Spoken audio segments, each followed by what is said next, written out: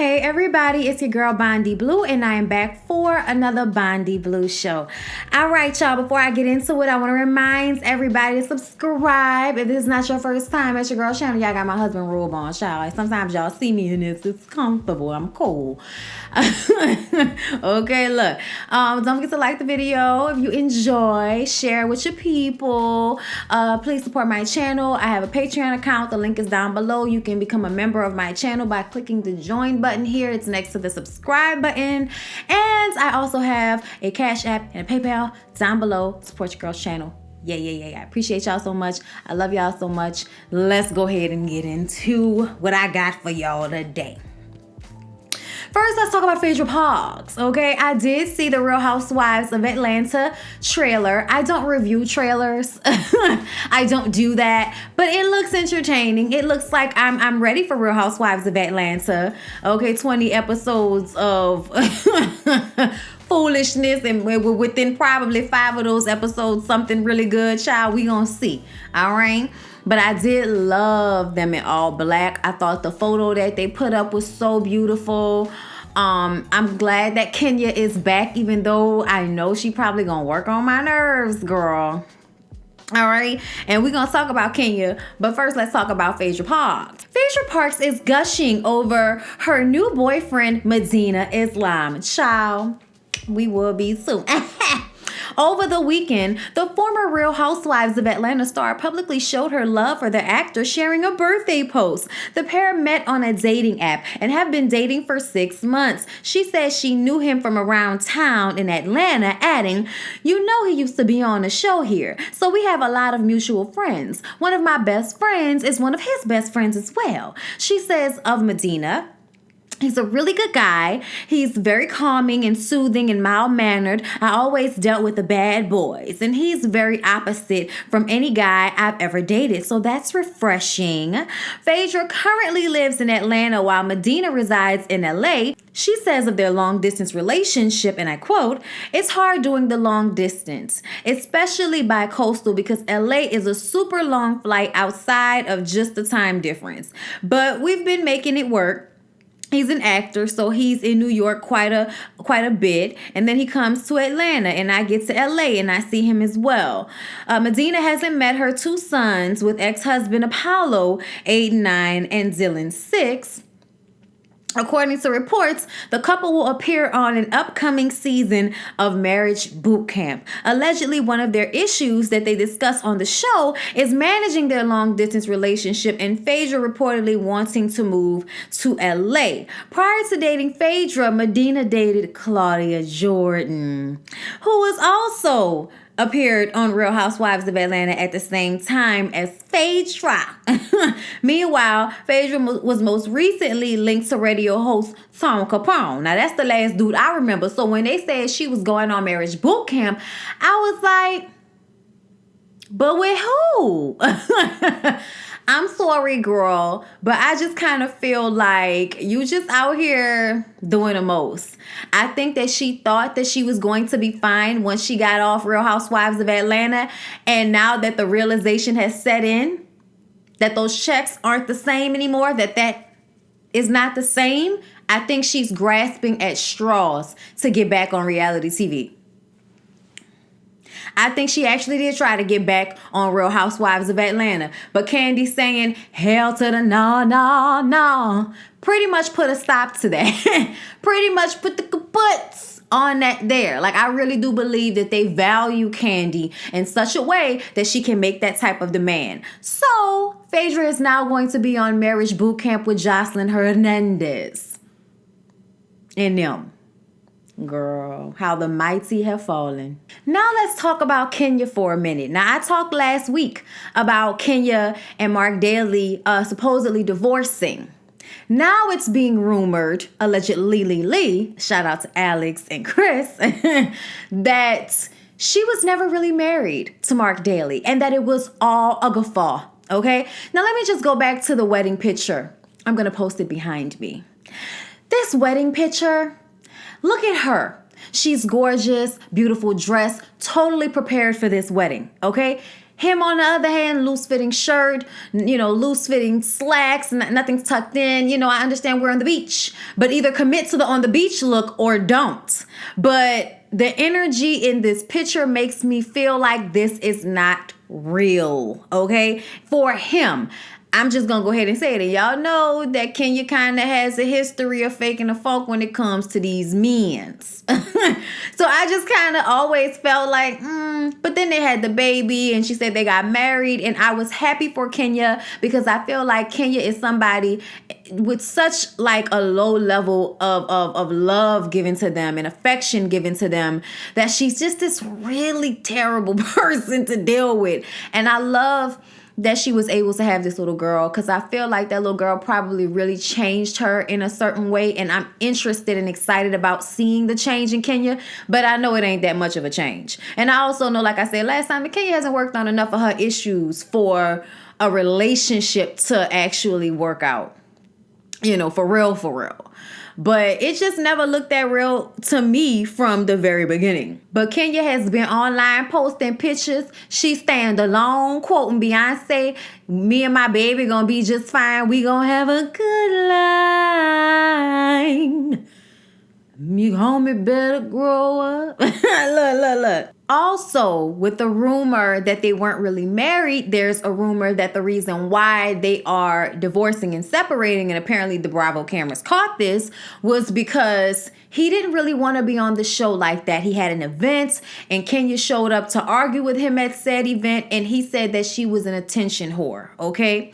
So if your problem with Kenya is her wanting to be on the show and the things that she does to be on said show, and then you divorce her for it, I would really appreciate if you would not use the context and use all of the positive things that come along with being the husband to a housewife. As if there are many besides that check, you know what I'm saying? But I just kind of feel like it's kind of hypocritical of you to not want to be with her because she wants to be on the show, but then you use the connections from the show to further your business. I think that's kind of messed up. Like, he took a picture with all of the other like husbands and stuff and some other men that I didn't recognize. And then there was like, more to come with whatever his bar, restaurant, business venture, what have you. Okay. So it just kind of seems like, it's okay for you to use this to your advantage, but make Kenya feel like, trash about the fact that she does the same thing, maybe to a whole nother level, but that's what she does. She's the one on the show. So I just kind of feel like I'm looking at Mark Daly and his nose ring like, okay, like I actually feel defensive of Kenya and I can't believe it. I told y'all that I loved Kenya, before we knew her on reality TV. I loved Kenya more as an actress, okay? Even though, y'all say she can't act. I still loved her. I love that she was so brown and so beautiful and we got to see her, in her little cameos and shit like that. But she was always like the darkest girl, you know what I'm saying, in the scene whenever she was there. And I love that because I always thought she was so gorgeous, especially back in the day. So, in the 90s and shit, before all of the surgery, well, not surgeries, but fillers. All the fillers. But she looks great. She looks fantastic. But y'all know what I'm saying, back before we had to mess with it, So I've always been, like rooting for her, but her attitude is trash. And I'm just not going to bullshit about that. And then she came at me one time in a tweet when I didn't even add her. I was just like, yeah, I don't have time for this. Don't come at me on Twitter when I didn't add you, bitch. Okay. I'm going to use your own shit on you. Don't come for me unless I send for you. All right. And the act, Kenya Moore, would have been a send. But yes. Plenty of drama for the upcoming season of Real Housewives of Atlanta. Will you guys be watching? All right, y'all. And in messy people news, okay, y'all, Kaya is at it again. I try to stay out of the Kaya mess because so much has happened. And Kaya is so ignorant. But I will like forever bump her Santa Baby song during Christmas. And that first album, I will always bump, no matter how ignorant and regressed I find her. And yes, she can read and all of that, you know what I'm saying? But I think that there is a level in which this becomes not fun anymore and just plain offensive and whack. And I think that's where we are at this point. Y'all know she's forever hated Trina, call her sour puss and all of this and that. But at the end of the day, Trina has retained her sexy. And you've had to go and get surgery to keep yours. Okay? Like, she's a hater. Like, let's just say, Kaya's a hater. And she's always hated on Trina. Okay? Y'all know Trina's mama just recently passed away. And she gets up there and does this, Illuminati, bullshit where they talk about how she might have sacrificed her mama. And we understand that didn't start with you. But when you get on camera and reiterate it as if it is true or you believe it, then you are co-signing in a capacity. And I don't appreciate that. Like, I'm not about to get up here and say all of that without saying that's some craziness that y'all talking about. She never really put that out there. That was never the energy. It was almost like she was going along with it just because it makes Trina look even worse, even though we know that's not the case. Trina has been in this business for a very long time. If somebody's going to sacrifice their mama to make it, it happened years ago. Okay, first of all. All right? Now, after the fact, after people finish dragging her for it, then she won't get up there and say that, I didn't say that. The people said that. But Bobby Lights got involved because Bobby Lights always got a buck for his cousin, okay? She got up there and said that, AIDS infested and, doing all of that. Bobby got on live and went all the way off to the point that he couldn't even get his words together, okay? He was, trying to talk about it, but he needed a lesson on ribbon. He needed to get somebody who was good at it to come and do it because he didn't know what he was talking about. You call it flapjack titties, you know what I'm saying? Call it, yuck mouth. Like, you can call all kind of old shit and it'll still be funny and apply. Like, you know what I'm saying? A bitch that look like they only wash their coochie every other day, you know what I'm saying, bitch? You bird bath taking asshole. You know what I'm saying? You musty titty smelling ass bitch. Like, I'm just saying, like, there are ways to go about this. But I get it. He was so upset because that's such a preposterous thing to put out there. It's such a terrible thing to say about somebody after their mom passes away. And I just find Kaya, I don't watch Kaya. Ever since the T.S. Madison Kaya thing has been over, I do not watch her. And at the end of the day, yes, the Queen's Court was her concept, but you the one that didn't want to you want to get in, involved with somebody, but don't want to take it to the next level. And they want to take it to the next level. And here we are today with her still sitting in her, library with her phone being cut off. Because that was the funny part about it. She's sitting up there talking about people. And when she was about to get other people on the line, she realized their phone bill wasn't paid. Okay. And fuck it, I didn't even posted it. And y'all wanted me to talk about her phone being cut off and her being like, they say my bill is on the 20th. I thought my bill wasn't due to the 20th. Let's fix this. Okay, look, don't get me wrong. It was very funny and God don't like ugly. But I wasn't about to sit up here and, have a guffaw about the fact that somebody hadn't paid their bill or forgot that they paid their bill. It happens. Like, I've forgotten to pay a bill before, okay? Nah, never to this extent. Okay, I've forgotten, but it didn't get cut off. It didn't get cut off, okay? I just forgot, and then they had sent me we gonna cut it off if you don't pay it, and I was like, I forgot. Let me go ahead and pay that before they cut it off, okay? That's me. Okay, that happened like one time, all right? So I feel like it happens. It's not a big deal. But the fact that you're so evil and you talk about people so bad, and then right in the middle of you running your mouth about somebody, this number you have tried to dial is no longer in service. I'll have a guffaw now. Because at the time, I had no idea what else was going on when that video happened. I just saw the video of her, trying to figure out what was going on with the line, okay? Are you live, Paul? Apparently not. Apparently not. I really do feel like T.S. Madison and Kaya had magic. They really did. But when, you got people that don't want to, do better, they just want to stay where they at, you got to leave them where they at. And that's just what it is. You know what I'm saying? Fighting over the trademark and all of that. That's unfortunate. But like I said, you let somebody steal on you and then that's just what happens. Okay? It's important for you to take care of your own business. And apparently Kaya don't know how to do that. From paying the bill on time. Okay? At your age, bitch. Paying the bill on time. To not getting the copyright on Queen's Court. There it is. Also, we saw that Bobby got arrested. Bobby threatened her. Bobby said, we know where you be at, bitch. We know where you live at. All of that. We know where you be at. We gonna see you out here. Okay, everybody from Florida, everybody from Miami, bitch. We gonna see you out here in these streets. Okay, and and then we saw Bobby get arrested. Bobby, for some reason, is labeled as white when he got arrested. However, you got to get out of jail the fastest, but Bobby is not white.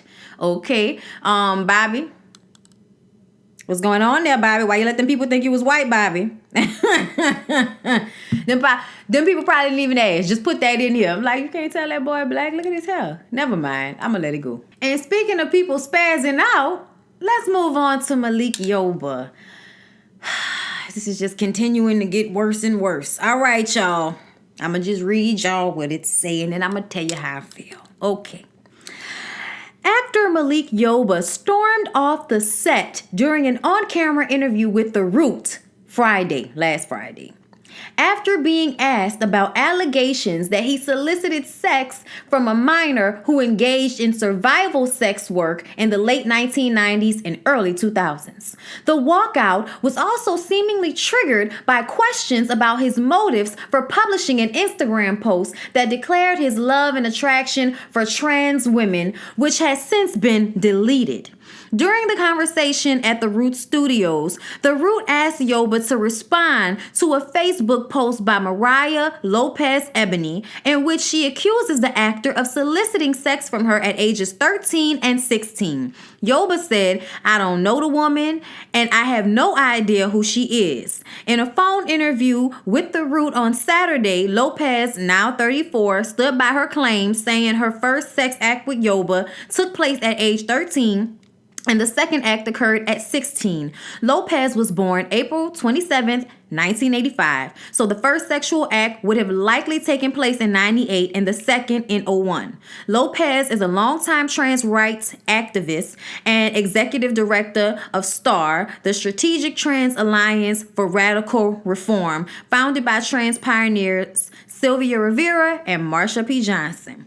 Lopez alleges Yoba, now 52, would drive around New York's Greenwich Village area looking for trans women to pay for sex. Here is an excerpt from Lopez's Facebook post. "I started seeing him personally with my own two eyes, cruising around the meatpacking district in Village, large black Jeep, looking for trans femme sex workers. He preferred black trans girls, pretty, slim girls, but would pick up a Latina if she was put together and or looked mixed.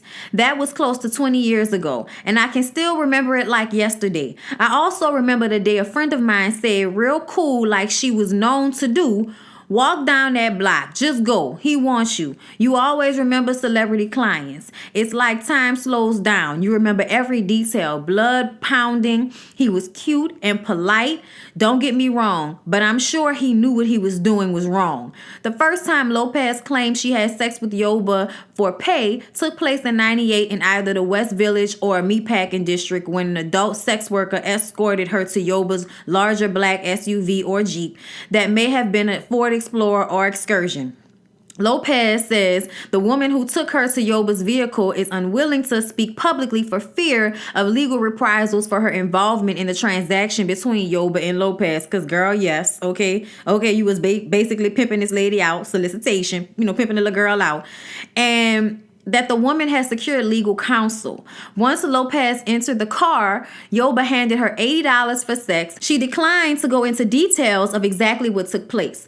"I will say that based on my personal experience in the instance you're inquiring about, but also my further knowledge of him personally, he has a proclivity for sexual intercourse that is homoerotic."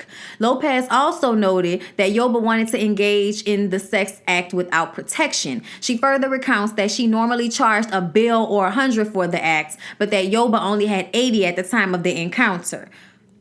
Child, what? When you still making money in 98? During the second meeting, Lopez said Yoba parked in the Greenwich Village area where she was working, turned off his lights, and stared at her, which she says is a common way for clients to pick up sex workers. Lopez walked by his car and he told her to get in. She said, "When I got in the car and he recognized who I was, he was slightly annoyed because I am not necessarily a good hoe, one who would let him dictate the terms of the encounter unchallenged. Yoba insisted on picking the route to the location where the act would take place. Sometimes you go in the car and you direct the client where to go. Not only was he a veteran ass trick, so it was not surprising that he wanted to choose the route, but also just being a celebrity, you let them drive always. And he had a very specific route, a circle of comfort, a zone. Lopez said they ended up in Hell's Kitchen neighborhood park where they engaged in a sexual act for pay. Yoba tried to not use protection, but Lopez was able to convince him otherwise. Another black trans woman, Janice Bussey, said, child, I hope it's Bussey. I think it's Bussey, but I don't want to laugh. Who performed sex work with Lopez during the late 90s and early 2000s, told The Root in a separate phone interview that Lopez told her she performed sex acts with Yoba for pay soon after the first act took place. Bussey confirmed Lopez was 13 years old at the time. On 2 occasions, Bussey, who says she went by the name Sharice during her time as a sex worker, said Yoba gave her money in exchange for sex. He also asked her if she could find him teenage girls for sex. Bussey 40 said that there was no doubt that Lopez looked underage at the time. The first alleged sex act with Yoba took place.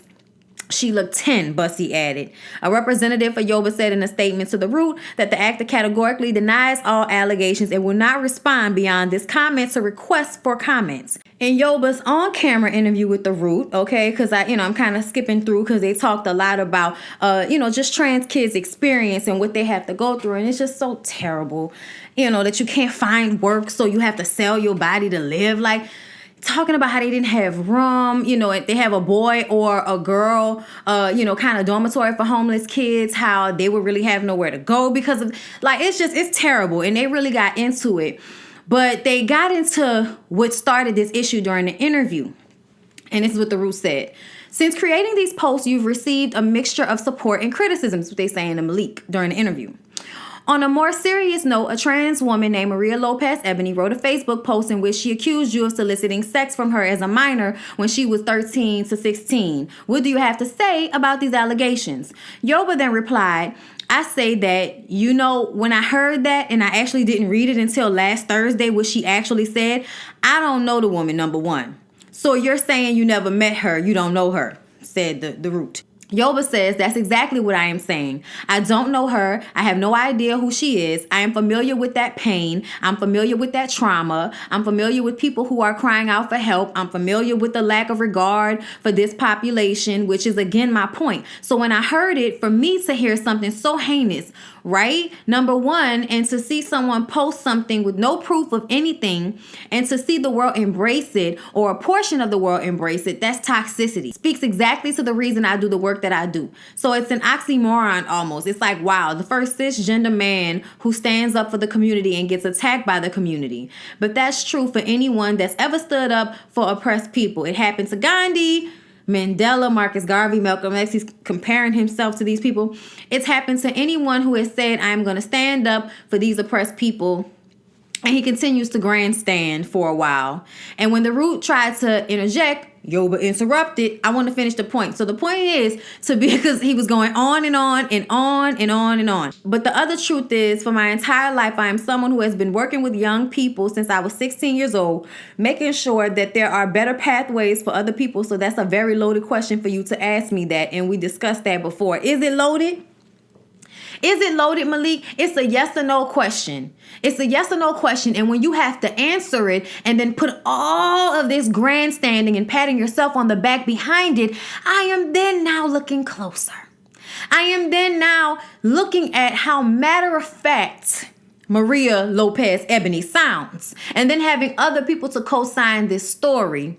And then not actually going after him, putting it out there, because you out here acting like you for the people, but you were actually soliciting 13-year-old prostitutes, okay? Which is molestation, okay? That's not a choice. You 13. You don't have a choice. But because I'm sure NYPD didn't care about young trans kids that was out here on the street selling their bodies, it's perfectly okay. It's also like just like a predator. Just like a predator, to pick people who nobody cares about. And then to get up and try to champion them and then further make yourself look like this fantastic person in this situation. I'm completely and utterly turned off. And y'all, I used to love Malik Yoba, okay? Cool Runnings, do you understand me? I loved Malik Yoba. But I feel like he is talking too much, and a lot of it is him, what I've done. And then when you did the Breakfast Club interview, that was the beginning of me looking at it like, wait a minute, now hold up. This don't look right. And now here we are with more information. And now I feel like I absolutely believe it. I'm sorry, I do. I do believe it. If I am proven wrong, which I don't know how I would be, there's no way to prove this, especially because it's something that was happening before you were online, before there were cameras on every street. There's no way to prove this, and he knows that, which is why you say stupid shit like, oh, somebody say something with no proof. What kind of proof was she supposed to have? What kind of proof was she supposed to have to prove this? You know what I'm saying? It's something that really can't be proved, but we probably know it. Like, you know, not all these years later, maybe at the time, but now there's no way to prove that now, okay? But I still feel like something about him and something about her makes me believe her. He got upset because he was asked that question.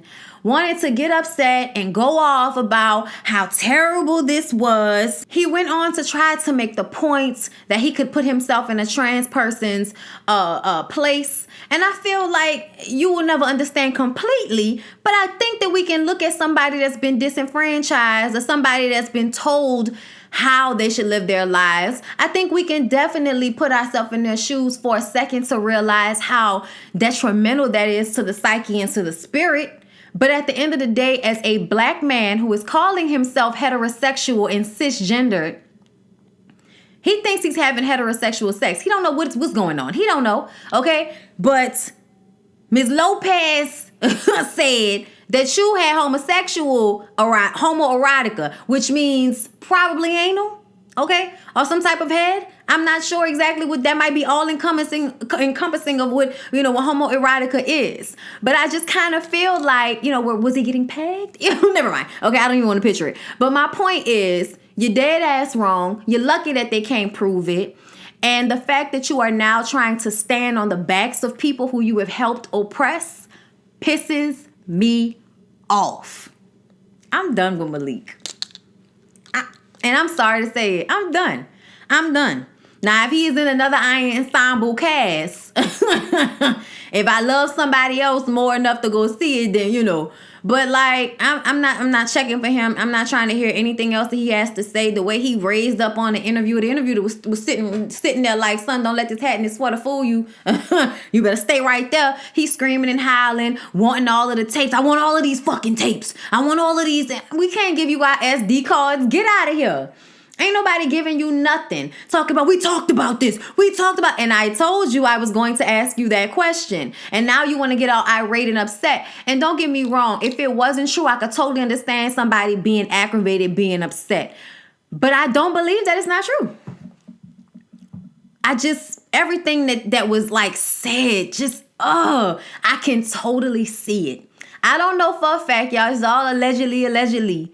But I'm just telling y'all how I feel and what I see.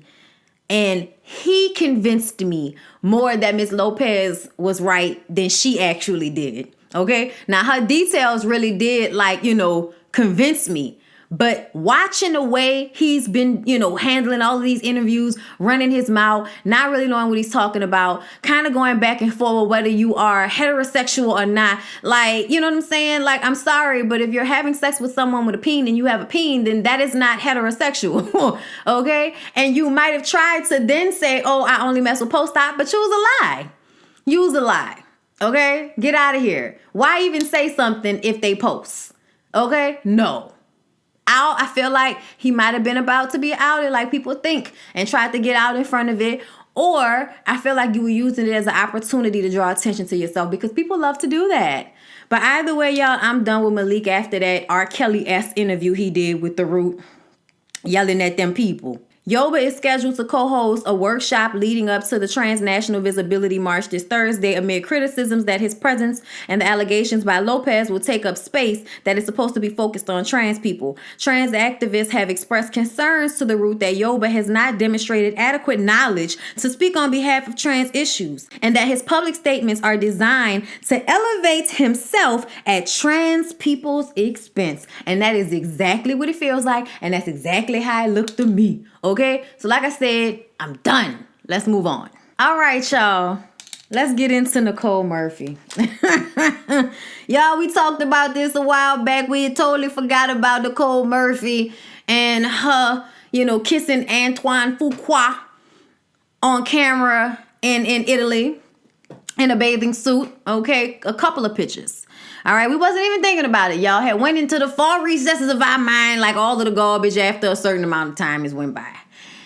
And this heifer decided to get on Wendy Williams and cackle and giggle and give a half-ass untruthful apology about what happened with Antoine Fuqua and Lela Rochon, saying that she never said they were family friends, okay? Saying that he lied to her about what was going on, okay? And I just was sitting up there like, she's saying one thing, but all of that giggling, all of that laughing, it seemed as if she was handling a very hurtful situation in a cavalier type of way.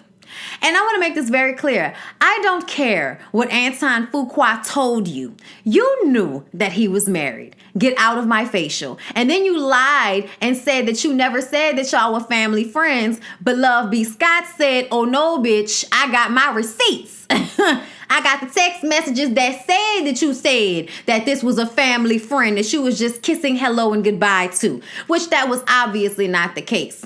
Now, let's be clear, Antoine Fuqua is a rabid dog that constantly cheats on his wife, seemingly. He's had 2 kids outside of wedlock on her, and I'm sure her having a de-escalated amount of confidence about herself, not saying that I know this because of her weight, but I know this because of how you moving. You staying with a man who keep having children on you. You sticking around after this public embarrassment. Something tells me that you are feeling insecure, like you can't do better, so you might as well stay in this situation. And that's, like I said, if that's what you want to do, I'm about to argue with you about that Lela Rochon.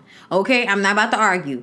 At the end of the day, Lela Rochon staying with her husband does not mean that Nicole Murphy is not a trollop. She's a trollop. Okay? The rumor is when she was with Michael Strahan and they were engaged and everybody thought that was going to happen and they broke up, it was because she was cheating on him. Also, she's in a lot of debts. Okay? She's in debt and she needs somebody to help pay them bills, and Eddie is only helping as much as Eddie is helping. All right? Also, Love B. Scott says that Eddie was pissed off about the cheatation and the allegations and told her that she needed to apologize because he funds her lifestyle. And so this is why she then issued the apology and decided to backpedal and pussy pop. Shout out to my boy Alex. Okay, look. But the new allegedly Lee. Okay, look, a theme of things I've gotten from listening to Alex all this time, okay, is that she called the paparazzi to take those pictures, and Antoine feels set up that she, got that orchestrated, which makes so much sense because it's like, who was checking for Antoine Fuqua and who was checking for Nicole? And why were you smiling? And why were you posing? Like, it all felt very orchestrated. It wasn't like they were in the States, in California somewhere. It seemed like a situation where you knew those cameras were there and you made sure that you were angling yourself in a way that was flattering to your frame. I see you, okay? She's terrible, y'all. And let me just say this. I hear a lot of women saying, y'all always blame the women, y'all will never blame the men. And I feel like, yes, absolutely, in some cases, that is what it is, especially if you the woman that got cheated on, you're going to blame the other woman, you're not going to blame your man. I'm not one of those women. I'm not one of those women at all. I personally feel like Antoine Fuqua is a fuckboy without reservation. We don't have to talk about that. Of course you're a fuckboy. Of course you're terrible. It's your wife. It's your family. It's your marriage. Of course he's terrible. What do you mean? I feel like that goes without saying. You know what I'm saying? But I also feel like Antoine Fuqua is under a rock somewhere where he should be. He's not out here talking to Wendy, giggling about cheating on his wife. We wouldn't have anything to say to Nicole right now if she hadn't gotten on Wendy's show and came across the way she did. She brought this on herself. Okay, gonna try to blame social media. Girl, if you don't get out of my facial with this. Love B. Scott went on to say not only were they family friends, but their kids actually used to kick it when they were younger. Okay, so birthday parties and all of that. It's just ridiculous that she really got up there and came off that way. I just thought it was classless. I thought it was very harsh. And I think if we're going to be being respectful or caring about how women are being treated, we need to be caring about how Leela is being treated, not Nicole. Okay? Like, y'all always want to like disregard the wife because, oh, she must deserve it or she must be stupid or whatever you put in your mind. But bump Nicole, okay? I totally agreed with everything that K. Michelle said too. Now, you ain't had to bring her 25-year-old daughter into it because we don't know what her life is like. But I think the point being made is that you are teaching your daughter the type of woman that she should be. And if this is what you are teaching her, you are raising a thought. Point blank, period. I don't know the lady life like that. But I'm going to just say that if this is what your mama taught you, okay?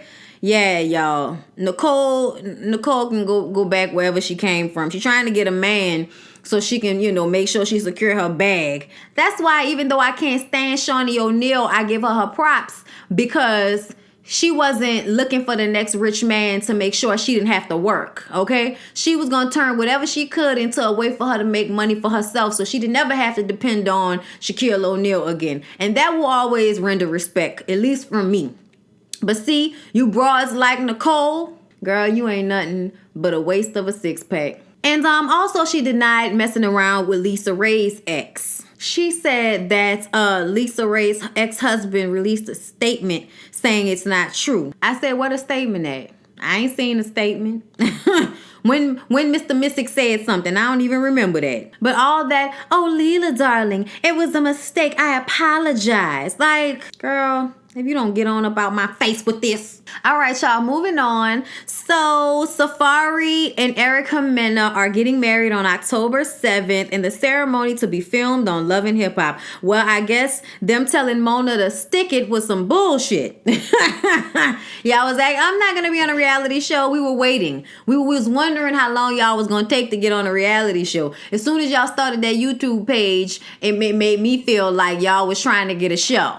Okay, y'all was just trying to get a show on y'all own and y'all realized that wasn't going to happen. So now we got to get back on Love and Hip Hop for a little while until we could procure our own situation on VH1, which I don't even know if they going to give y'all that. Y'all are entertaining, but y'all, I don't know if y'all that entertaining.